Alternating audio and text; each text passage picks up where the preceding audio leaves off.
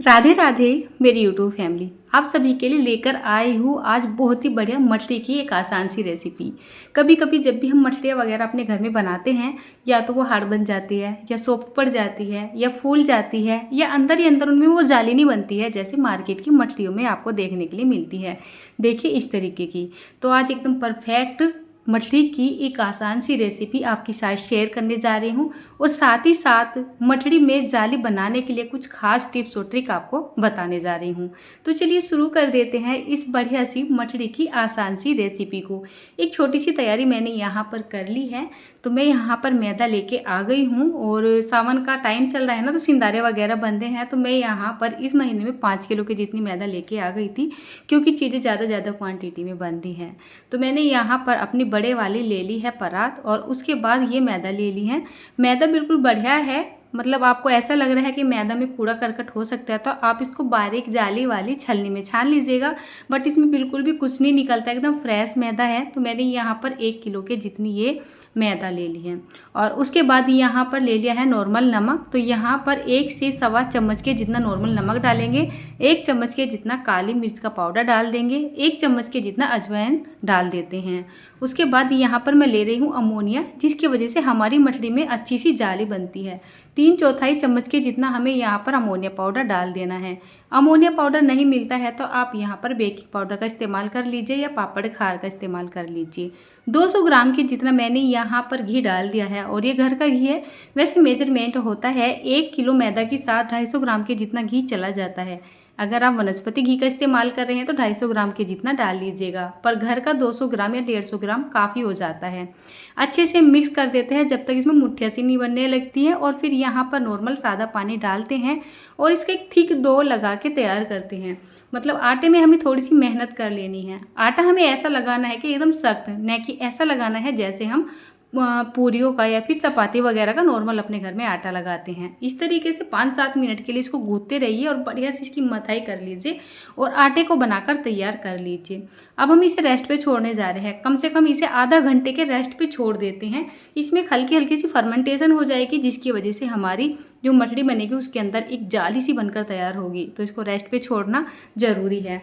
तो मैंने रेस्ट पे इसको छोड़ दिया था करीब 25-30 या 35 मिनट के लिए। इसी बीच में मैंने एक अपनी जो है कैमरे की वीडियो भी शूट की थी आपके साथ। इस परात के लिए भी काफ़ी सारे कमेंट आ जाते हैं छोटी छोटी चीज़ों के लिए। तो इसका या तो मैं लिंक दे दूँगी, या फिर स्क्रीन पर चलते हुए जो प्रोडक्ट टैग होता है वहाँ पर जाकर देख सकते हैं। वहाँ पर मैं इसको टैग कर दूँगी, और इस मिक्सिंग बाउल को भी मैं वहीं पर टैग करूँगी, ठीक है ना।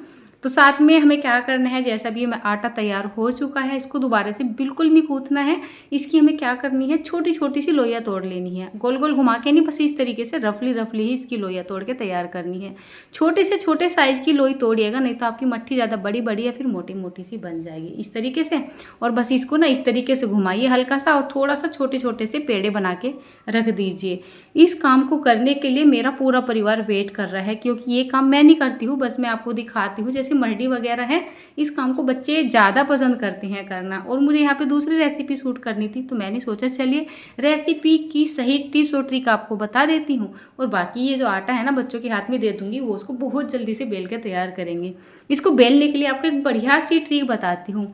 ये तो होता है हमारा बेलन, और ये जो मट्ठी होती है ना, थोड़ी इनकी जब शेप उबड़ खाबड़ आती है तभी अच्छी लगती है। जैसे मार्केट में आती है ना उबड़ खाबड़ सी, तभी अच्छी लगती है। इनकी एकदम प्रॉपर शेप अच्छी नहीं लगती, एकदम गोल गोल सी।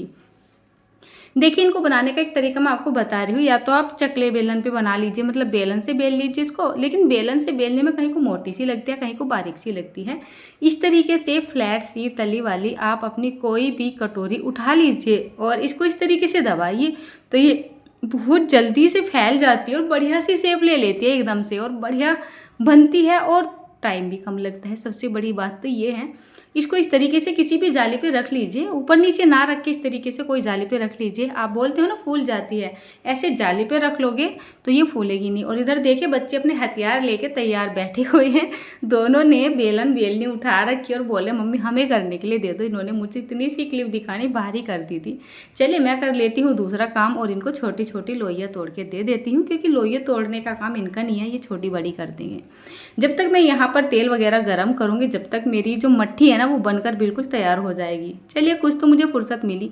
मैं यहाँ पर इनको फ्राई करने के लिए डालडा का रिफाइंड ऑयल इस्तेमाल करी, जो कि ये सोयाबीन का है। और मैं जानती हूँ रिफाइंड ऑयल हमें खाना नहीं चाहिए, लेकिन कितनी सारी चीज़ें ऐसी हो जाती हैं ना जिनको या तो घी में बनाया जाता है, रिफाइंड ऑयल में बनाया जाता है। तो मट्ठी वगैरह ये बांटने वाली चीज़ है तो ज़्यादा करके रिफाइंड में बनाया जाता है। तो मैंने वैसे यहाँ पर सही वाले डालडे रिफाइंड का इस्तेमाल किया है। इसका जो है मैं इसको भी प्रोडक्ट में टैग कर दूंगी। अगर आपको अपनी मार्केट में नहीं मिलता है तो आप ऑनलाइन भी इसको ले सकते हैं। सेम टू सेम रेट में मिल जाता है, बल्कि ऑनलाइन ही और भी सस्ता मिल जाता है। और आप यहाँ पर देख ही सकते हैं, जब तक मेरा तेल गर्म होगा ना, यहाँ पर सारी की सारी मट्ठियाँ बनकर तैयार हो चुकी हैं। बच्चे तो लग ही रहे थे, साथ में बच्चों के पापा भी लग गए थे, क्योंकि मुझे बनाना तो दोपहर का खाना। उन्होंने सोचा कहीं खाने वाने में देर ना हो जाए। तो जब तक यहाँ पर तेल गर्म हुआ, जब तक मेरी मट्ठियाँ बनकर हो चुकी थी तैयार। तो चलिए इनको ना फ्राई करते हैं। तो इस तरीके से हम तेल को थोड़ा सा ज़्यादा सी क्वांटिटी में लेंगे, क्योंकि ये मट्ठियाँ काफ़ी सारी बन रही है, तो ज़्यादा क्वांटिटी में लेना ही सही रहेगा। नहीं तो थोड़ा थोड़ा करके बनाएंगे तो यहाँ पर कई घंटे का टाइम लग जाएगा, सही पूछिए तो। क्योंकि ये थोड़ी धीमी धीमी आँच पे सिकती है, सिकने में टाइम लगता है, तो ज़्यादा तेल ही सही रहता है। तो जैसे कि कढ़ाई की भी बात करूँ, मुझे याद आया, इसके लिए तो मुझे इतने कमेंट आते हैं ना कि दीदी आपने कढ़ाई कहाँ से ख़रीदी है। तो इसको वैसे तो मैंने अपनी लोकल मार्केट से ही ख़रीदा था। कोई भी सामान हो पहले आप अपनी लोकल मार्केट में चेक किया करें, लेकिन फिर भी अगर आपको नहीं मिलता है तो इसको भी मैं प्रोडक्ट में टैग करने वाली हूँ, तो आप वहाँ से उठा लीजिएगा। ये लोहे की कढ़ाई है और स्पेशली मैं ऐसी चीज़ें बनाने के लिए इसको लेके आई थी, और ख़ास कर लाई थी जलेबी बनाने के लिए। तो इसकी इतना तली फ्लैट होती है और ये बहुत ही ज़्यादा भारी भी है ना। मुझे तो ये लोकल मार्केट से मेरे ख्याल से 300-400 या 450 रुपये की मिल गई थी। ऑनलाइन हो सकता है थोड़ी बहुत महंगी हो, 50-100 रुपये, लेकिन चीज़ अपनी लोकल मार्केट में नहीं मिलती है तो ऑनलाइन मंगा लेने में फ़ायदा है अगर हमें ज़रूरत हो। अब जैसे मैंने यहाँ पर ये मट्ठियाँ डाल दी हैं।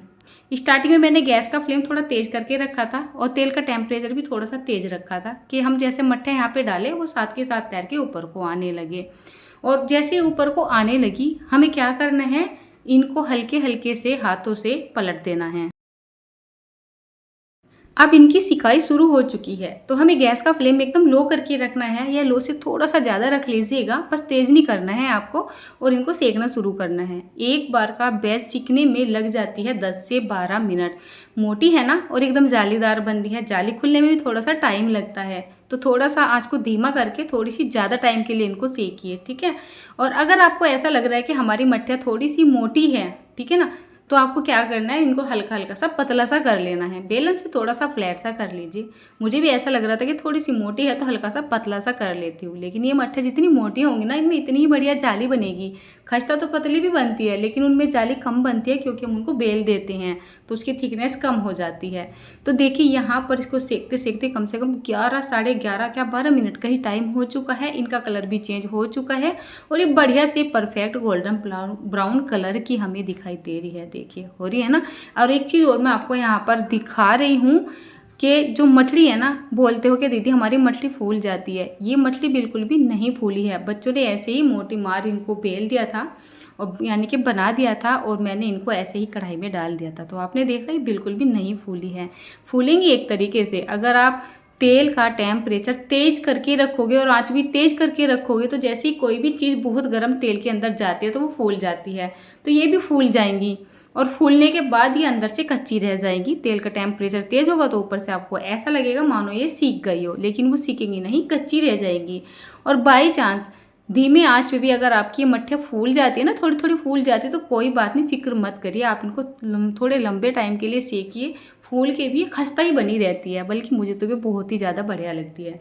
एक बैच निकाल लिया, दूसरा बैच यहाँ पे डाल दिया, और देखिए एक बार मैं इनको चेक कर रही हूँ कि अंदर से कहीं कच्ची वगैरह तो नहीं रह गई हैं, और साथ ही साथ मैं इनको थोड़ा सा पतला करने का प्रोसेस भी कर रही हूँ। ये मट्ठियाँ बटने वाली है घर घर, और जो मोटी मोटी मट्ठियाँ थी वे साइड में थोड़ी सी मुझे छोटी नज़र आ रही थी। और किसी के घर में चीज़ जाती है तो कोई ये ना बोल दे कि खाना पूर्ति सी कर रखी है, तो इसलिए मैंने इनको थोड़ा सा बड़ा कर लिया था। तो 2-3 3 बैच तो मैंने बना के कर ली है तैयार, और अभी यहाँ पर 2 बैच के जितने बचे हुए हैं तो इनको भी हमें ऐसे ही सेक लेना है। तो ये लीजिए, मैंने यहाँ पर ये सारी की सारी मट्ठियाँ सेक कर ली है तैयार। और जैसे जैसे ये ठंडी होती चली जाएगी इनका कलर तेज सा डार्क सा होता चला जाएगा। और एक चीज़ और भी है, आपको कहीं ऐसा लगे कि मट्ठियों का कलर बढ़िया नहीं आया है तो आपने उसको तेल के अंदर ही एकदम डार्क कलर का कर दिया, और ठंडी होंगी ना एकदम ब्लैक ब्लैक से कलर में आ जाएगी। तो आपको बस वो सीखने तक ही उतार लेनी है, क्योंकि मट्ठिया वगैरह होती है, कोई भी लेयर चीज़ जब हम बनाते हैं ना, खस्ता कुरकुरी चीज़ें, तो वो तेल के अंदर से निकलने के बाद भी ऑटोमेटिक ही सिकती रहती हैं, ठीक है ना।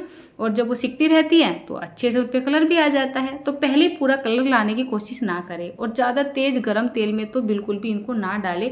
यहाँ पर मैं आपको जाली दिखाने की कोशिश कर रही हूँ। ये थोड़ी सी जो मोटी मट्ठिया बनाई जाती है और धीमी आंच पे सेकी जाती है, देखिए इनमें कितनी बढ़िया अंदर ही अंदर एक जाली बन जाती है, एक लेयर बन जाती है। ये बनती है अमोनिया पाउडर की वजह से, ठीक है ना।